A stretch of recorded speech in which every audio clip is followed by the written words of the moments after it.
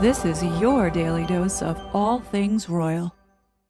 Welcome back, my gorgeous, good-looking friends.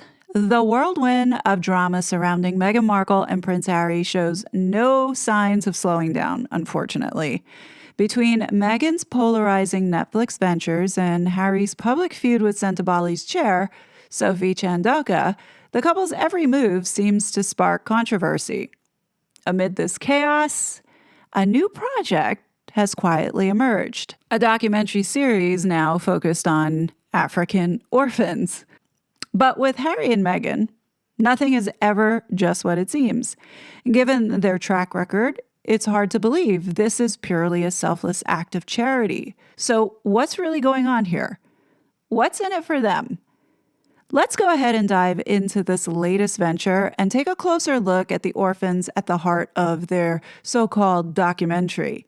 If history is any guide, the Sussexes' motives are rarely altruistic. We need to ask the tough questions. Who are these children, and how might this project serve Harry and Meghan's broader agenda? Let's go ahead and unpack this noise, cut through the spin, and figure out what's truly at stake.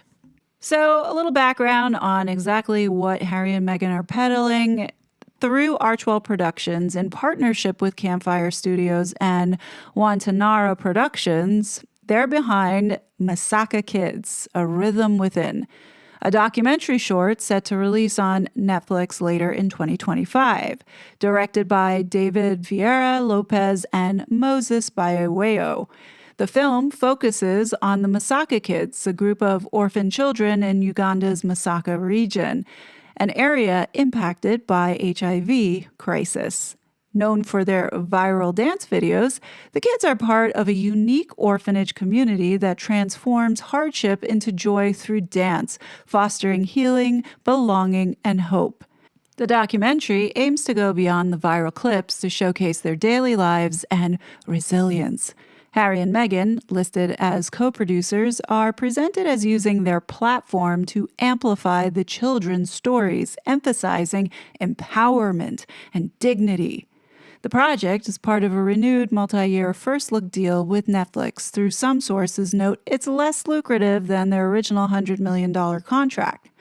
While promoted as a heartfelt mission, public sentiment on platforms like X question the couple's motives, with some alleging self-interest over altruism. And I'm one of those in the camp where I am questioning the motives here. Honestly, if it wasn't Meghan and Harry, I probably would think this was a cool idea. But when you look into these organizations and you know Harry and Meghan's history, and all they like to do is exploit people, especially vulnerable people, you start to see things and you need to call it out.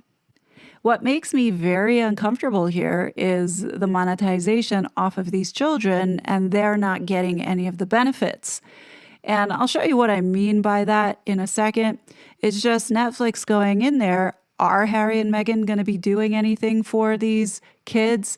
Because apparently at this orphanage, it's like 30 kids at a time. And throughout the time that this orphanage has been open, I think maybe like 200 kids that have been a part of this orphanage. So it says right here, we are a family made up of children from different parts of Uganda. In 2013 and the next years, we have been rescuing orphaned, vulnerable, and abandoned children, placing them in a loving family and equipping them with skills and empowering them to become strong leaders in the future and their communities. Through dance, song, and sharing their love of Uganda, these children connect to each other and the world. They see their own potential. They have hope for their future. Masaka Kids Africana is not just a dancing group, but a full community-based initiative. There are other projects that we put a hand on to see that we provide on and off-site of the Masaka Kids Africana home. Support us. We rely on the generosity of our extended family, people like you. Any support can help to provide all children with food, education, and health support so we can educate, feed, clothe, and support all of our children. Every dollar we save from our performance is also a dollar earned for the continued care of our kids. Our music and dance troupe children will soon begin training again during their school term breaks and over select weekends. Show your support of music and advocacy. It's so easy to do. Okay, so here are the major issues that I have here with what I'm seeing is that, look, we have this website. And not only do they have 8 children that need a sponsor up on the website to donate and to support, help fund their schooling, their education, clothes, whatever, but they also have a shop where they're selling t-shirts and mugs. You can also buy their music on iTunes, Tidal, Spotify, Amazon, Google Play. And then they also have another website. You can see that they're fully monetizing and maximizing this website with ads. They're monetizing on Facebook, Instagram, and of course, YouTube. Let's take a look at those numbers. So the Masaka Kids Africana YouTube channel has 4.3 million subscribers. The total amount of views, almost 1.4 billion. Yes, folks, that's with a B, billion.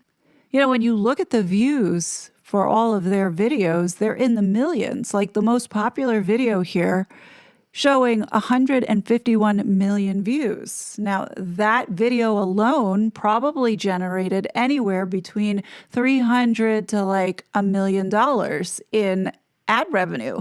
I mean, it's ridiculous how much money their videos are making. And when you look at the statistics, it's showing they're generating on average at least 150,000 at bare minimum. And this is just for YouTube. We're not talking about an orphanage that's housing 200 to 300 children. We're talking about 30 kids. So making all of this money, what is it going towards? Because when you look at the background and the clothes that these kids are wearing, yeah, it's a little bit nicer in the marketing slicks, but why are all these videos showing them in like dirt and wearing no shoes, like in the backdrop of poverty? Yeah, it's clear that these kids are making money hand over fist. Why is there a need for people to have to donate to sponsor these 8 children? Isn't there enough money that they're already making? Let's go ahead and take a closer look at those numbers. So if we are to say at minimum, this organization is making $500,000 because, as you can see, they are generating a lot of views just with YouTube alone. We're not talking about all the other revenue streams. At bare minimum, they're doing $500,000 on the low end. High end, I would say, is about $2.4 million when you factor everything in.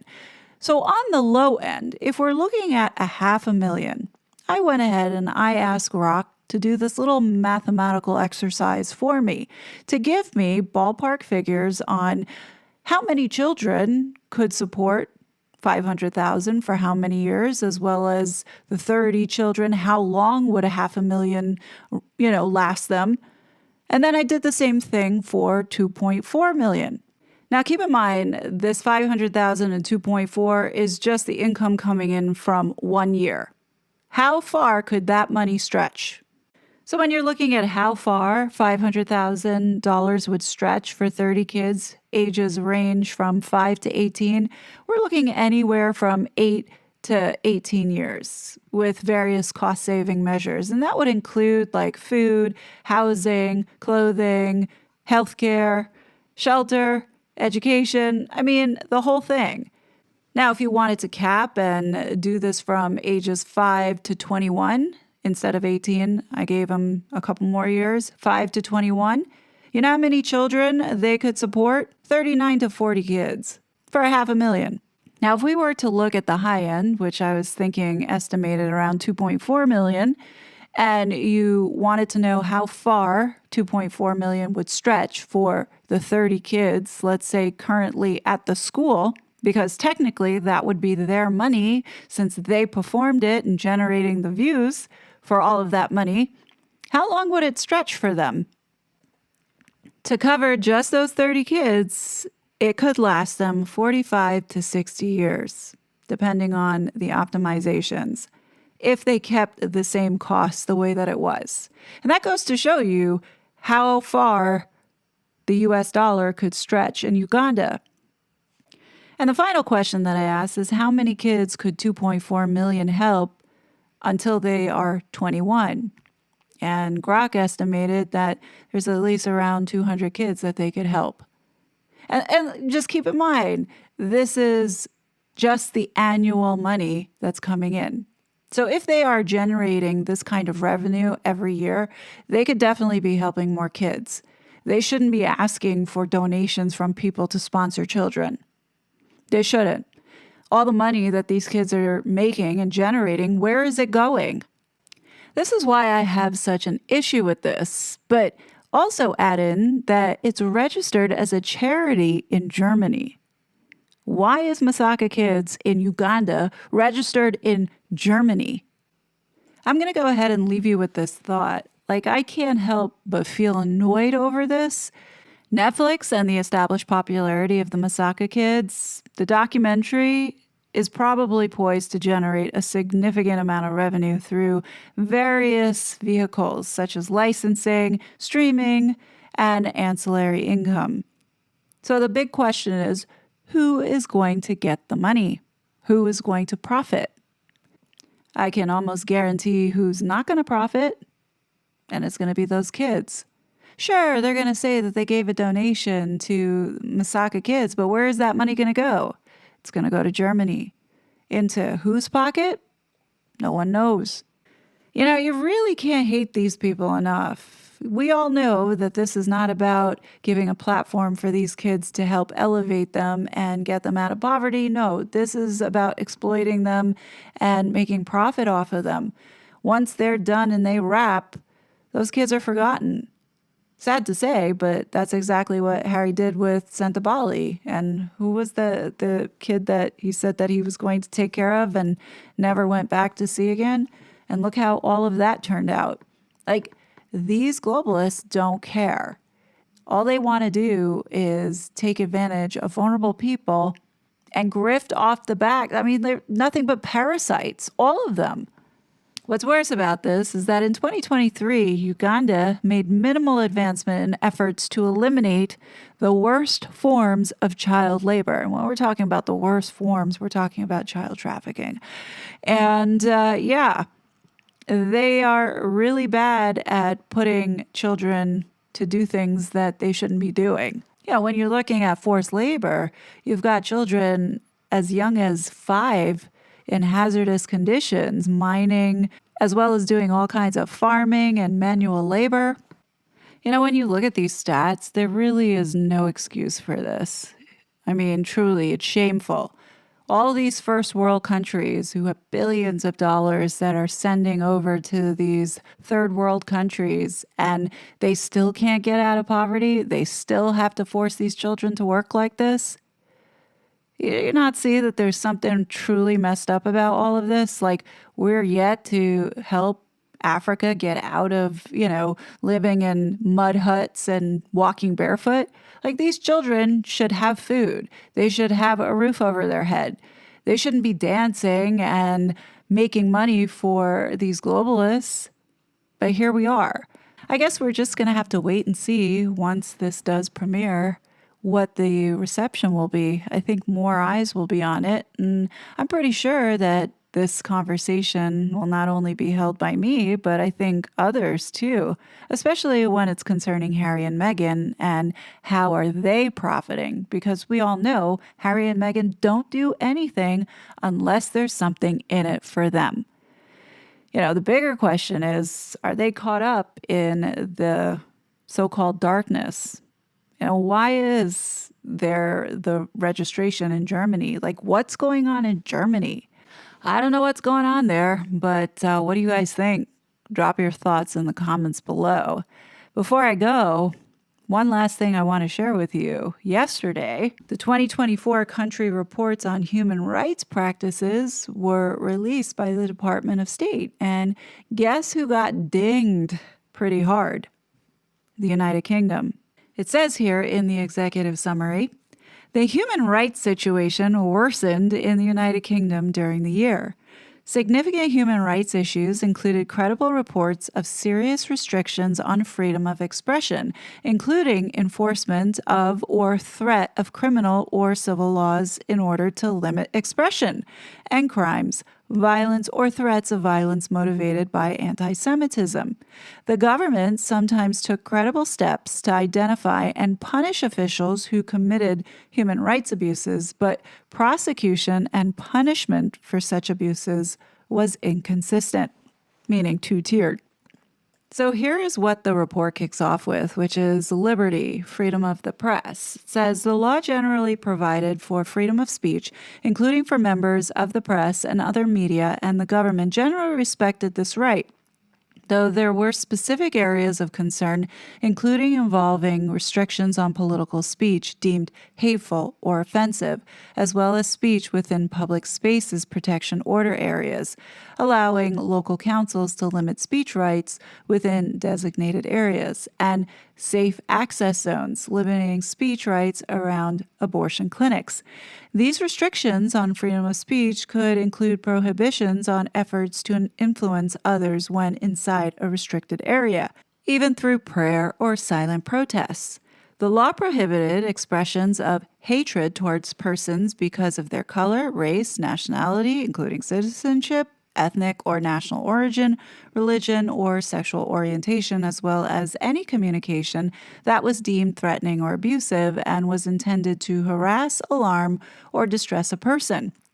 The penalties for such speech included fines, imprisonment, or both. There were laws in the United Kingdom that restricted freedom of speech in certain areas or allowed local councils to establish areas with restrictions on freedom of speech. The law authorized UK authorities, including the Office of Communications, Ofcom, to monitor all forms of communication for speech they deemed illegal.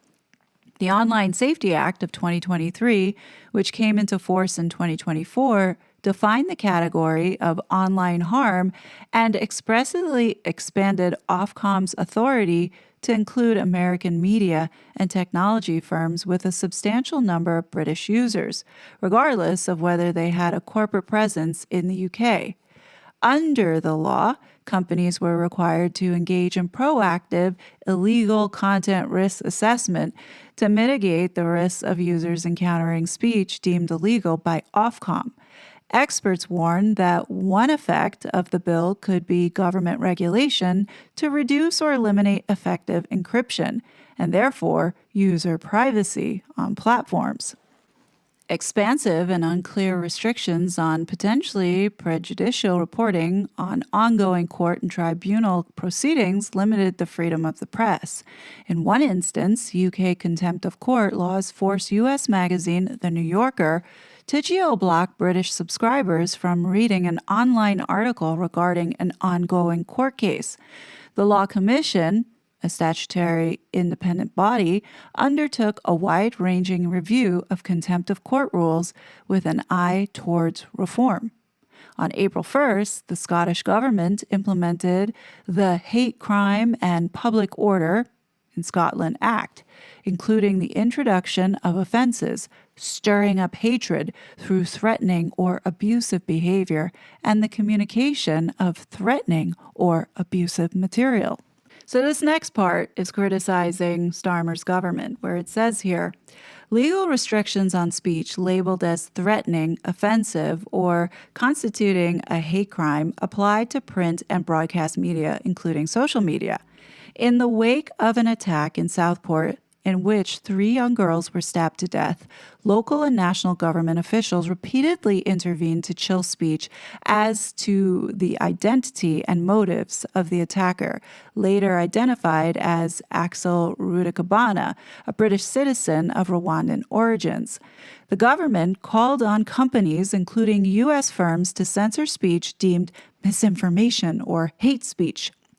Director of Public Prosecutions, Stephen Parkinson, threatened to prosecute and seek the extradition of those who repost, repeat, or amplify a message which is false, threatening, or stirs up racial or religious hatred.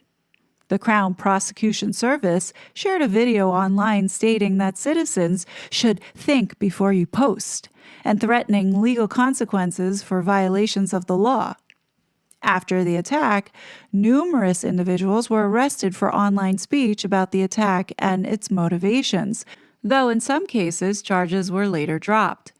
Numerous non-government organizations, NGOs, and media outlets criticized the government's approach to censoring speech, both in principle and in the perceived weaponization of law enforcement against political views disfavored by authorities.